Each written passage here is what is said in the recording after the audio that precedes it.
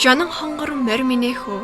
жолоо алдам тэлмүүлэндээхөө хэмээн морины сэвэлцсэн хөнгөн явдлыг санагдуулан аялгаутай энэ дууг зарим хүн ардын дуу хэмээн андууран зарлах тохиолдолч бий.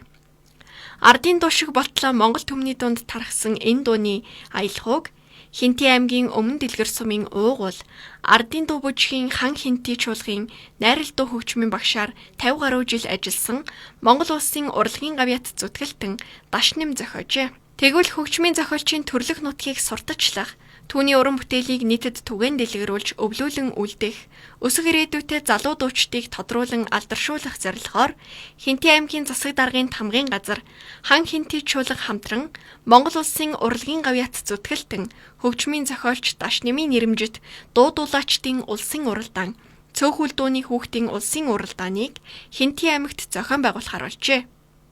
За Хинти аймгийн ардын дуу бүжгийн хан Хинти чуулга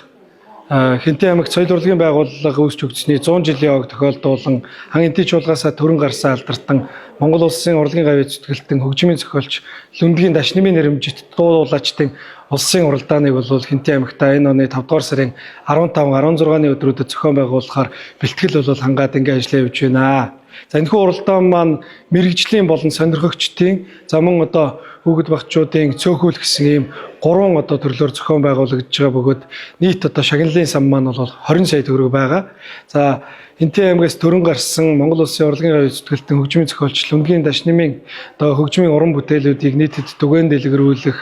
сурталчлан таниулах, түүний одоо төрсөн нутгийг бас улсын хэмжээнд сурталчлах ийм зорилготой мөн одоо залуу дуучид уран бүтээлчдийг төрүүлэн гаргах, тэдний одоо уран бүтээл, уран санг баяжуулах ийм зорилготойгоор зохион байгуулагдж байгаа. Энэхүү одоо улсын уралдаанд маань Монгол улсын хэмжээний одоо нийт сургуулийн суралцагч хүүхэд багчууд болон нийт одоо сонирхогчид, дуучид, за мэрэгжлийн уран бүтээлчид та бүхнийг өргөнөөр хүрэлцэн ирж оролцохыг бол урьж байна. Тэрээр 3-аас 4 ангид 8 магтуу, дан хөгжмийн 30 гаруй зохиол,